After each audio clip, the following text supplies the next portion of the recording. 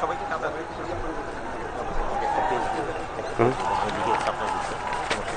এটা শেষ করেন, সবাইকে কাতার বন্ধ হয়ে যেতে পারে।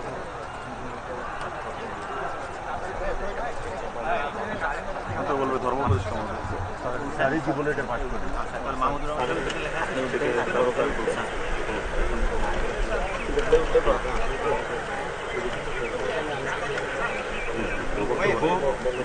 সঙ্গে বলে দিয়েছে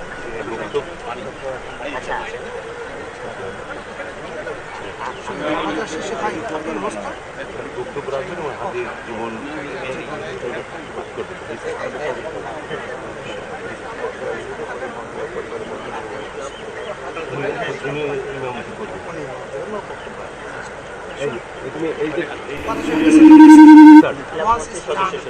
বলবেন সবাইকে যেমন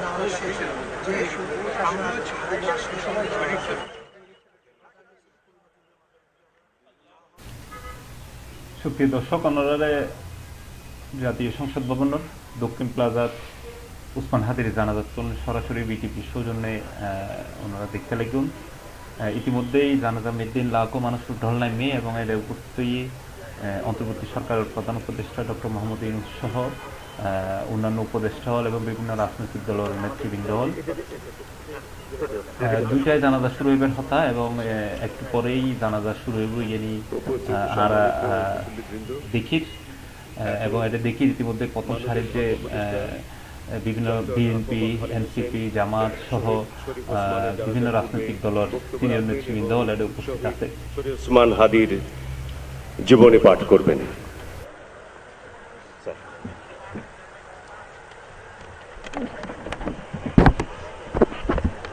আসসালামু আলাইকুম ওয়া রাহমাতুল্লাহি ওয়া বারাকাতুহু। বিসমিল্লাহির রহমানির রহিম।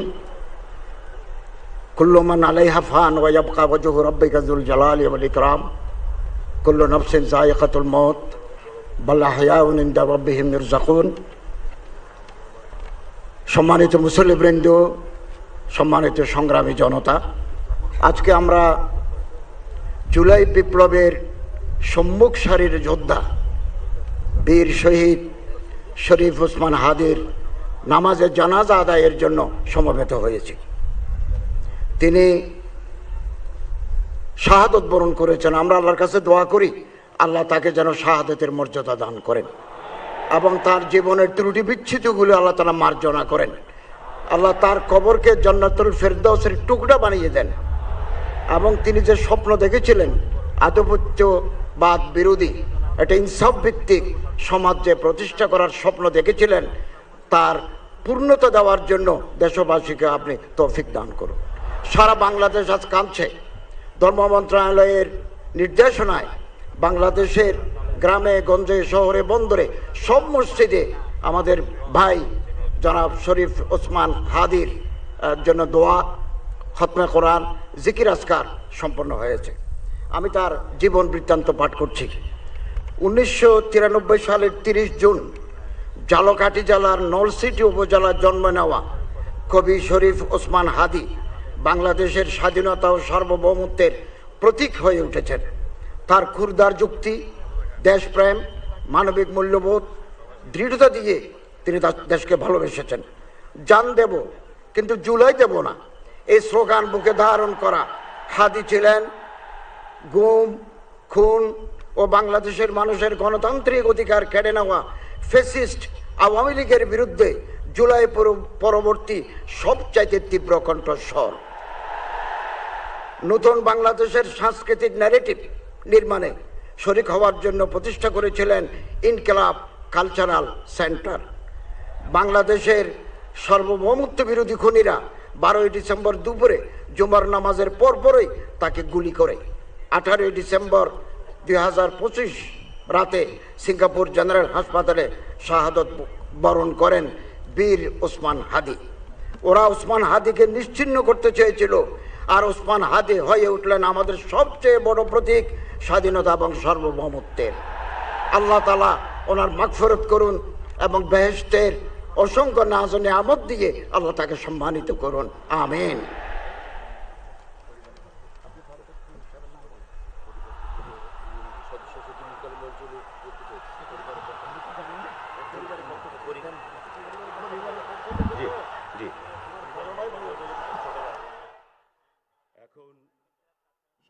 শরীফ ওসমান হাদির পরিবারের পক্ষ থেকে বক্তব্য রাখবেন ইনকিলাব মঞ্চের সদস্য সচিব আব্দুল্লাহ আল জাবের।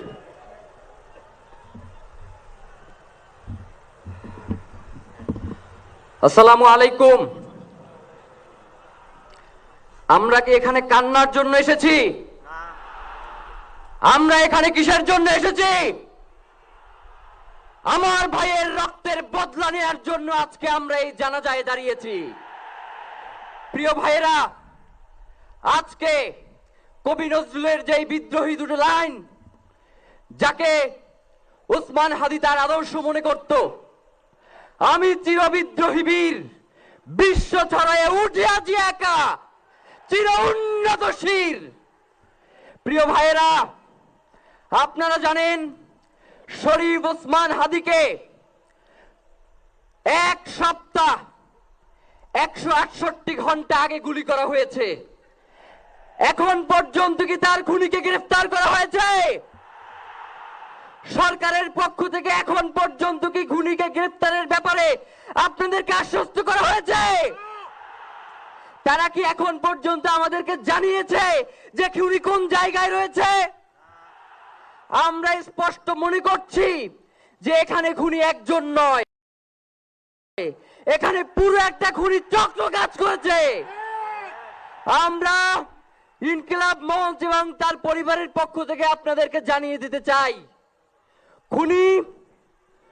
খুনের পরিকল্পনাকারী, খুনের সহায়তাকারী এবং পুরো খুনি চক্রকে বিচারের আওতায় নিয়ে আসতে হবে এবং আগামী 24 ঘন্টার মধ্যে স্বরাষ্ট্র উপদেষ্টা এবং সহকারী উপদেষ্টা খোদাবক্স তাদেরকে জনতার সম্মুখে এসে তারা এই খুনের ব্যাপারে এই আগামী গত এক সপ্তাহ ধরে কি পদক্ষেপ নিয়েছে তা জনসম্মুখে জানাতে হবে।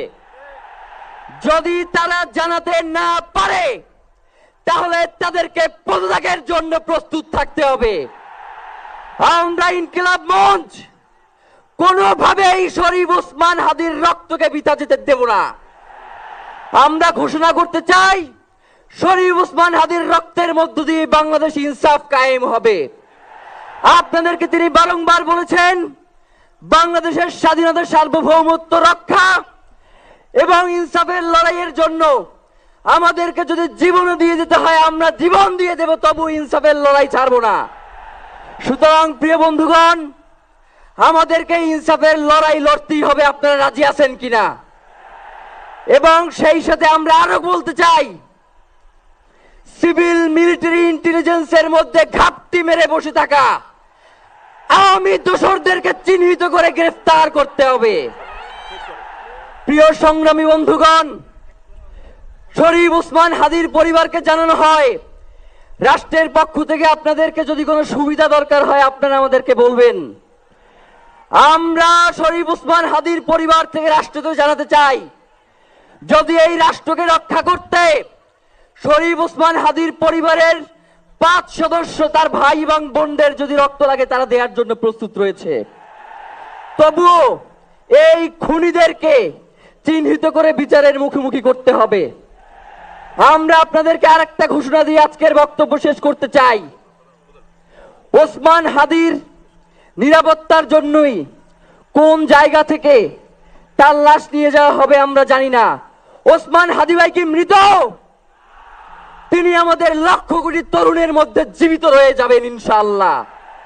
আপনাদেরকে জানিয়ে দিতে চাই, কোন ধরনের সহিংসতা ছাড়া আমরা যেহেতু ওসমান হাদির লাশকে আমরা জাতীয় কবি কাজী নজরুলের পাশে দাফন করার ব্যবস্থা করতেছি, আপনারা সবাই এই প্রোগ্রাম শেষে জনতা মিছিল নিয়ে শাহবাগে চলে যাবেন।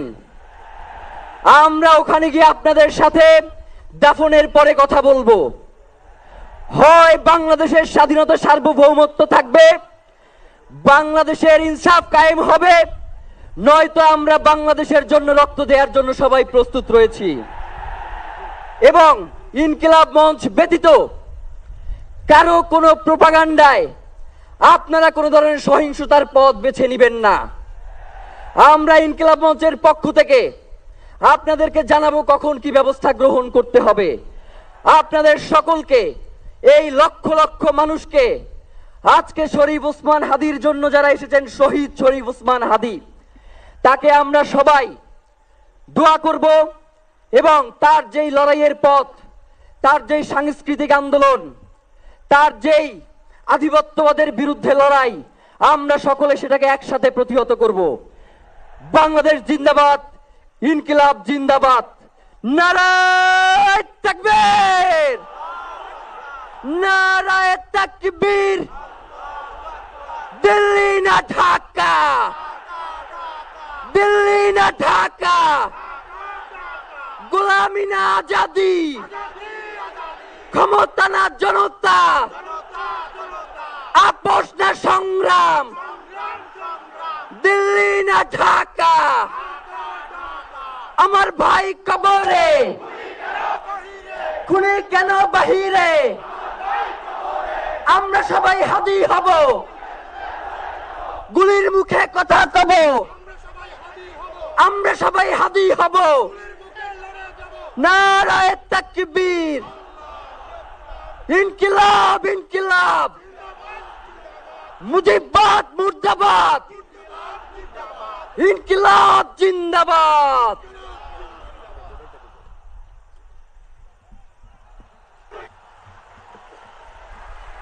এখন বক্তব্য রাখবেন অন্তর্বর্তী সরকারের মাননীয় প্রধান উপদেষ্টা ডক্টর মোহাম্মদ ইউনূস।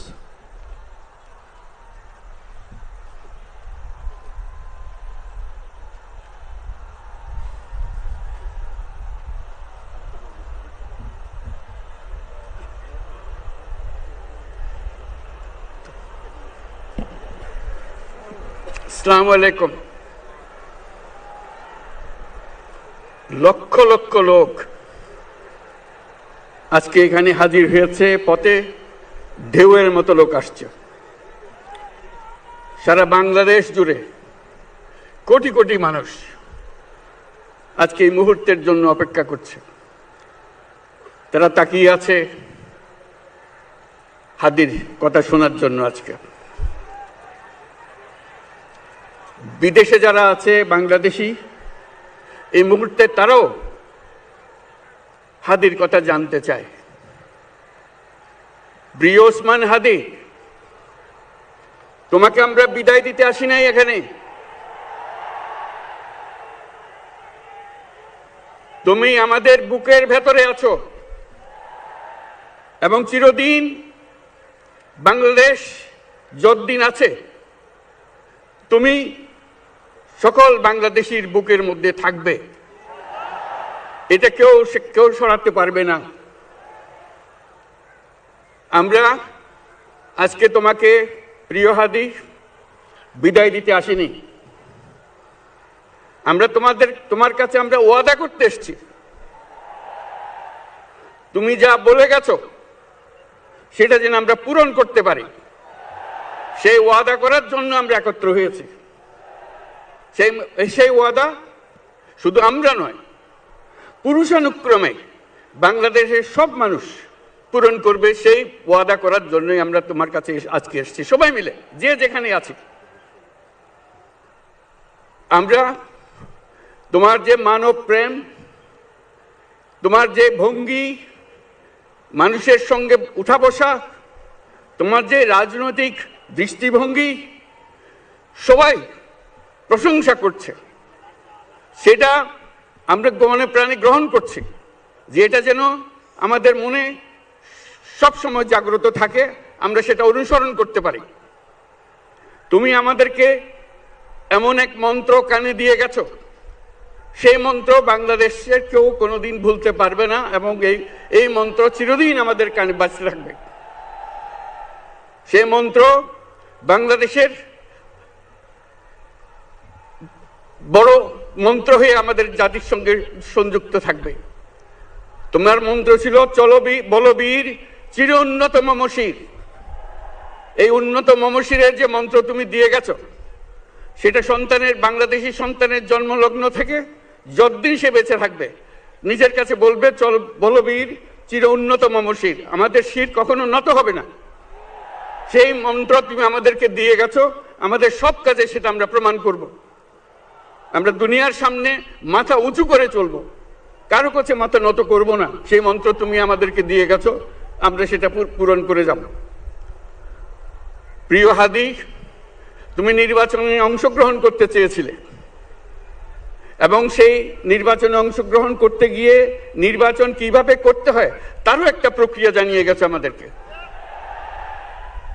সেই প্রক্রিয়া যেন আমরা সবাই মিলে গ্রহণ করি, যে কিভাবে প্রচারণা কার্য চালাতে হয়, কিভাবে মানুষের কাছে যেতে হয়, কিভাবে মানুষকে কষ্ট না দিয়ে তার বক্তব্য প্রকাশ করতে হয়, কিভাবে বিনীতভাবে মানুষের কাছে আসতে হয়, সবকিছু তুমি শিক্ষা দিয়ে গেছো। আমরা এই শিক্ষা গ্রহণ করলাম, আমরা এই শিক্ষা চালু করতে চাই। আমরা সবাই আমাদের জীবনে আমাদের রাজনীতিকে এই পর্যায়ে নিয়ে আসতে চাই, যাতে হাদি আমাদের জীবনে স্পষ্টভাবে জাগ্রত থাকে। হাদি, তুমি হারিয়ে যাবে না, তুমি কোনোদিন কেউ তোমাকে ভুলতে পারবে না।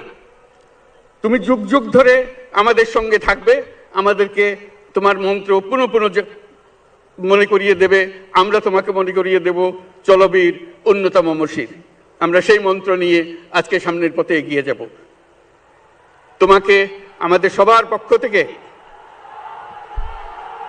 পক্ষ থেকে তোমার সঙ্গে ওয়াদা করলাম,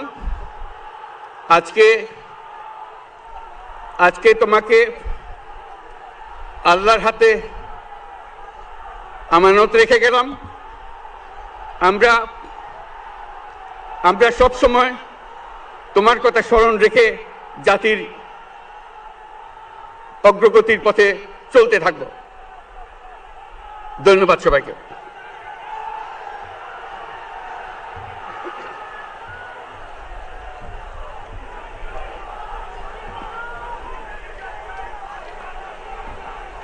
উপস্থিত মুসল্লিবৃন্দ, এখন শহীদ শরীফ ওসমান হাদির বড় ভাই ডক্টর মাওলানা আবু বকর সিদ্দিক, অধ্যক্ষ বাঘিয়া আল আমিন কামিল মাদ্রাসা বরিশাল, বক্তব্য রাখবেন এবং নামাজে জানাজায় ইমামতি করবেন।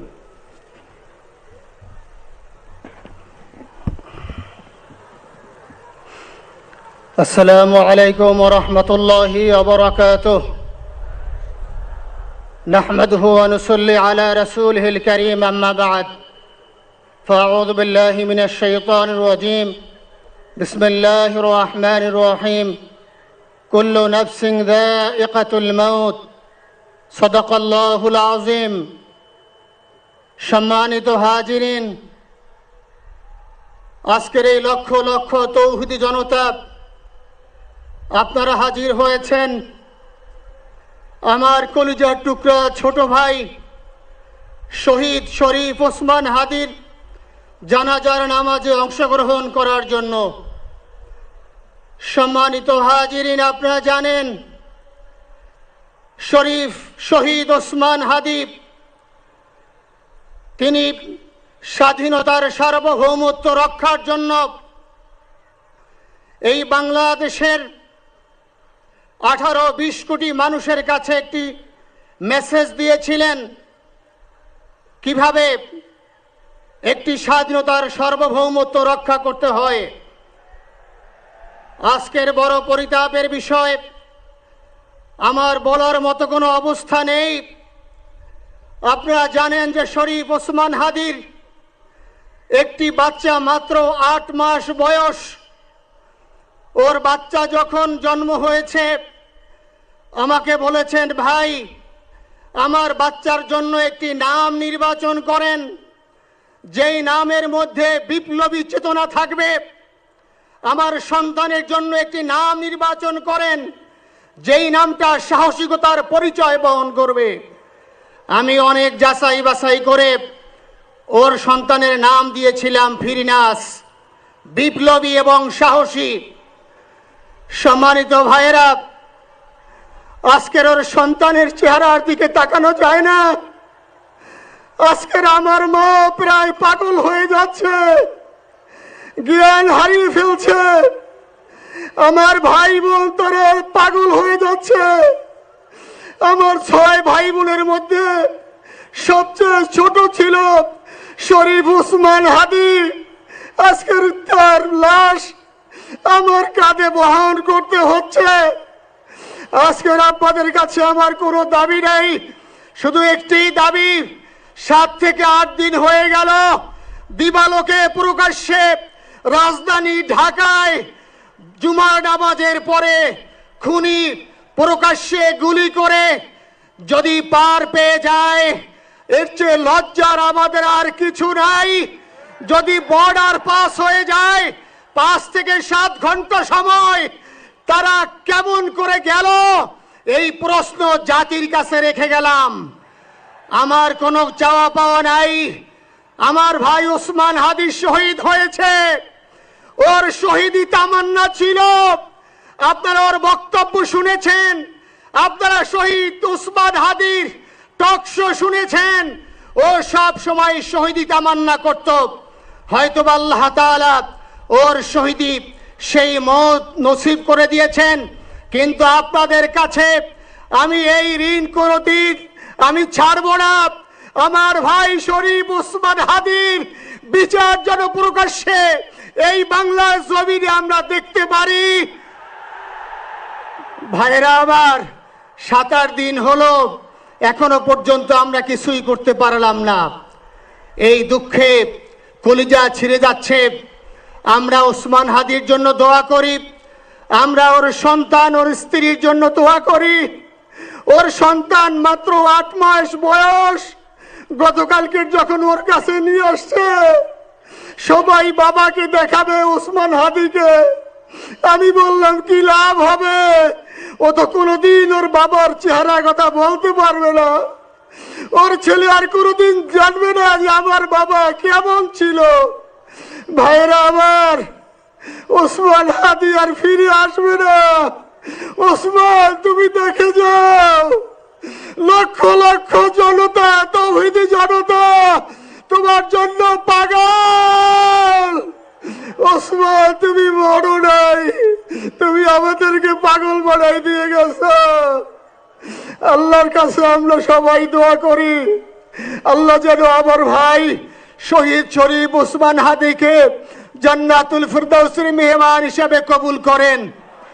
আল্লাহ তাআলার কাছে দোয়া করছি, আয় আল্লাহ তাআলা, আমরা যারা বেঁচে আছি ঈমানের সাথে স্বাধীনতার সার্বভৌমত্ব রক্ষা করে তৌহিদের দ্বীপ বাংলাদেশকে যেন আমরা রক্ষা করতে পারি, সেই তৌফিক আল্লাহ তাআলা আমাদের নসিব করুন। আপনাদের সবার কাছে দোয়া চাচ্ছি। আমার মেজো ভাই ওমর ফারুক সাথে ছিল, ওর জন্য আপনারা দোয়া করবেন।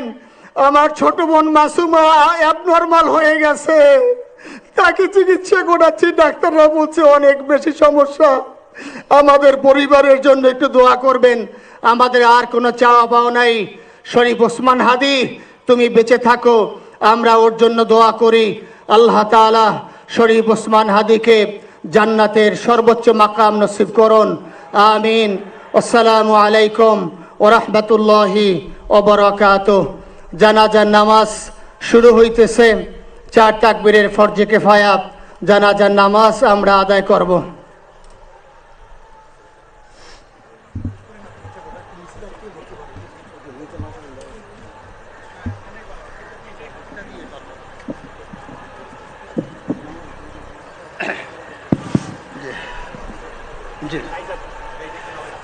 শুনুন, জানাজার নামাজ শুরু হইতেছে। 4 তাকবীরের সাথে ফরজে কিফায়া জানাজার নামাজ কেবলামুখী হয়ে ইমামের পিছনে আদায় করতেছি। আল্লাহু আকবার। এভাবে আমরা নিয়াত করে নেব। যারা আরবিতে নিয়াত পারি তারা আরবিতে করব, যারা আরবিতে পারবো না তারা বাংলায় এভাবে বলে নেব। 4 তাকবীরের প্রথম তাকবীরের পরে আমরা সানা পড়ব। নামাজের মধ্যে যেই সানা পড়ি এভাবেই সুবহানাকা আল্লাহুম্মা বিহামদিকা ওয়া তাবারাকা ইসমুকা ওয়া তাআলা জাদ্দুকা ওয়া জাল্লা সানাউকা ওয়া লা ইলাহা গায়রুক। দ্বিতীয় তাকবীরের পরে আমরা দুরূদ শরীফ পড়ব। তৃতীয় তাকবীরের পরে একটি দোয়া আছে, আল্লাহুম্মা গফির লিহাইয়িনা ওয়া মাইয়িতিনা, এই দোয়াটি আমরা পড়ব। চতুর্থ তাকবীরের পরে আমরা সালাম ফিরায়ে আমরা নামাজ শেষ করব। জানাজার নামাজ শুরু হচ্ছে।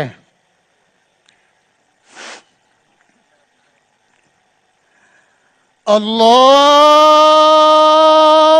আকবার।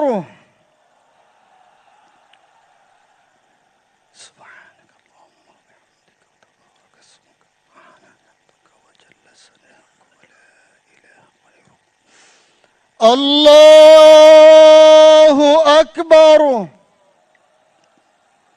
اللهم صل على سيدنا محمد وعلى آل محمد وعلى إبراهيم وعلى آل إبراهيم إنك حميد مجيد. اللهم بارك على محمد وعلى آل محمد كما باركت على إبراهيم وعلى إبراهيم إنك حميد مجيد. الله أكبر. اللهم اغفر لحينا وميتنا وشاهدنا وغائبنا وصغيرنا وكبيرنا وذكرنا وانثانا. اللهم من احييته منا فاحيه على الاسلام ومن توفيته منا فتوفه على الايمان برحمتك يا ارحم الراحمين. الله اكبر. السلام عليكم ورحمه الله. السلام عليكم ورحمة الله. أشهد أن لا إله إلا الله.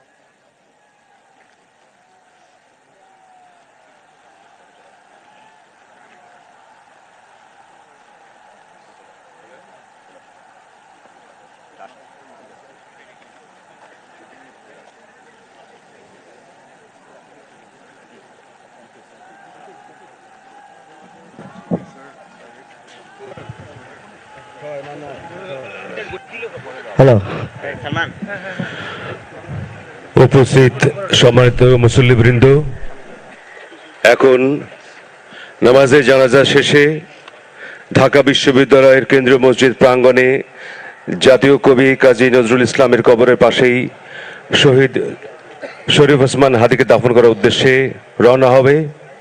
কফিন সহযোগিতা করার জন্য আপনাদের প্রিয় দর্শক, অবশেষে নামাজে জানাজা শরীফ উসমান হাদির নামাজে জানাজা শেষ হয়ে এবং জানাজা শেষে তার লাশ তার মরদেহ লইয়ে একটু পরেই